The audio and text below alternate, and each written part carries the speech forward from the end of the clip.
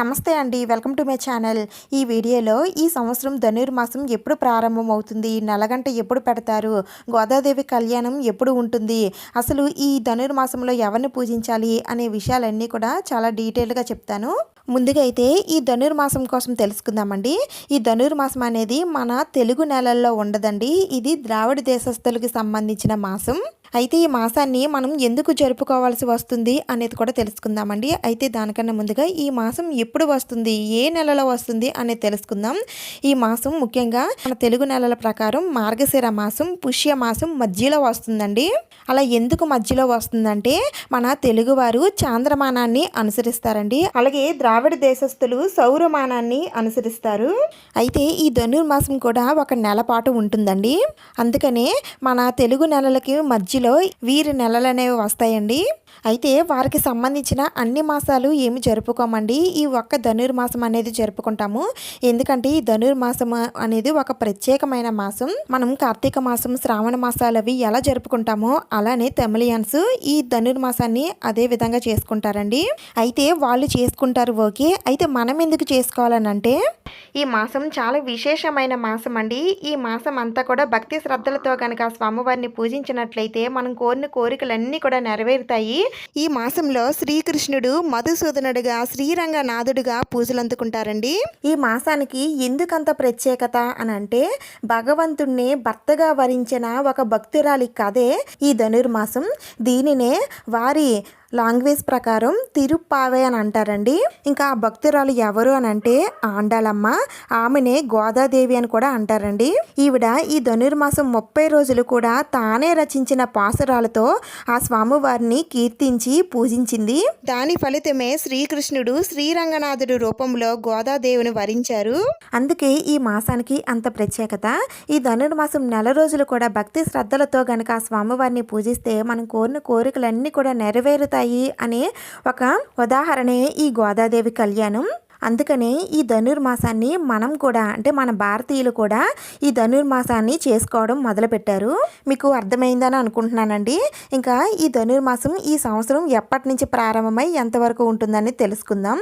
2023 December 16వ తేదీన రాత్రి 12:34 నుండి ఈ ధనుర్మాసం అనేది మొదలవుతుంది.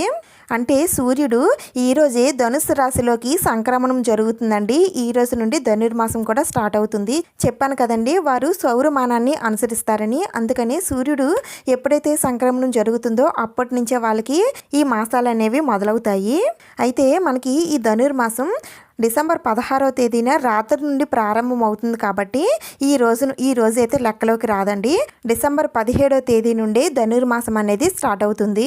ఈ రోజు స్టార్ట్ అయిన ఈ ధనుర్మాసం ఎప్పుడు ముగుస్తుందంటే 2024 జనవరి 15వ తేదీన సోమవారంతో ఈ ధనుర్మాసం అనేది ముగుస్తుందండి. ఈ రోజే సూర్యుడు మకర రాశిలోకి సంక్రమణం జరుగుతుంది.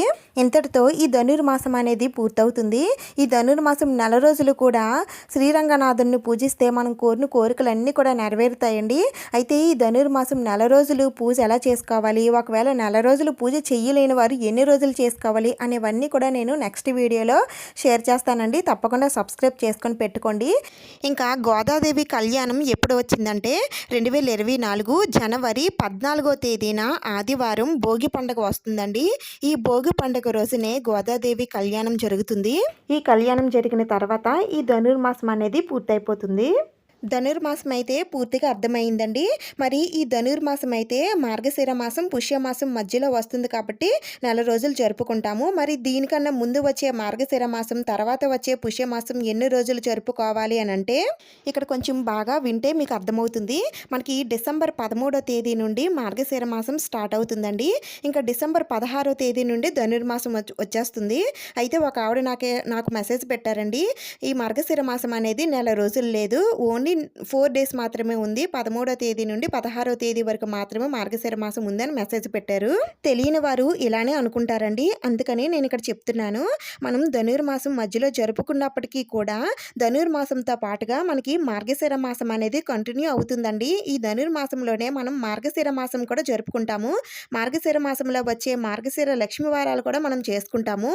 మీకు ఇంకా క్లియర్గా చెప్పాలంటే ఈ మార్గశిర మాసం అనేది 2023 డిసెంబర్ 13 13వ తేదీన ప్రారంభమై 2024 జనవరి 11వ తేదీన ఈ మార్గశిర మాసం అనేది ముగుస్తుందండి. ఇంకా జనవరి 12వ తేదీ నుండి మనకి పుష్యమాసం అనేది స్టార్ట్ అవుతుంది. మనం ధనుర్మాసం చేస్తున్నట్లయితే ఈ 2 మాసాలు చేయకూడదని కాదండి. ఈ ధనుర్మాసంతో పాటుగా మనకున్న తెలుగు నెలలు కూడా కంటిన్యూ అవుతాయి. మీకు అర్థమైందని అనుకుంటున్నాను. ఏమైనా డౌట్స్ ఉంటే నన్ను కామెంట్స్లో అడగండి. ఇంకా తర్వాత నెలగంట పెట్టడం అంటే ఏమిటి, నెలగంట ఎప్పుడు పెడతారు అనేది ఇప్పుడు తెలుసుకుందాం. నెలగంట పెట్టడం అంటే ఏంటో కాదండి, ప్రముఖ పుణ్యక్షేత్రమైనటువంటి సింహాచలంలో ఉన్న శ్రీ వరాహలక్ష్మి నరసింహస్వామి ఆలయంలో గంట కొట్టి నెల రోజుల పాటు ధనుర్మాస ఉత్సవాలకు శ్రీకారం చుడతారండి. దీనినే నెలగంట కొట్టడం, నెల పట్టడం అని అంటారు. ఈ నెల రోజులు పూర్తయ్యేసరికి మనకి పెద్ద పండగ అంటే సంక్రాంతి పండగ వస్తుందండి. దాన్ని గుర్తు చేసుకోవడానికి ఈ నెలగంట పెట్టడం అనేది జరుగుతుంది. అయితే ఈ నెలగంట సమయంలోనే ముగ్గుల మధ్యలో మనం చంద్రుని ఆకారంలా ఉండే ముగ్గును వేస్తామండి. ఎందుకంటే మనం ధనుర్మాసానికి సంబంధించిన నియమాలు పాటించినప్పటికీ కూడా మేము చాంద్రమానాన్ని అనుసరిస్తాము అని తెలియజేయడం కోసమే మనం చంద్రుని ఆకారాన్ని వేస్తాము. నెలగంట పెట్టడం అలాగే ధనుర్మాసం కోసం అన్ని విషయాలు కూడా నేను షేర్ చేశానండి. మీకు అర్థమయ్యాయని అనుకుంటున్నాను. మీకు ఏమైనా డౌట్స్ ఉంటే నేను కామెంట్స్లో అడగొచ్చండి. ఈ వీడియో మీకు ఉపయోగపడింది, ఎంతో కొంత యూజ్ అయ్యిందని అనిపిస్తే ప్లీజ్ తప్పకుండా లైక్ చేయండి, షేర్ చేయండి, సబ్స్క్రైబ్ చేసుకోండి. ఇంకొక మంచి వీడియోతో మళ్ళీ కలుద్దాం. Thank you for watching.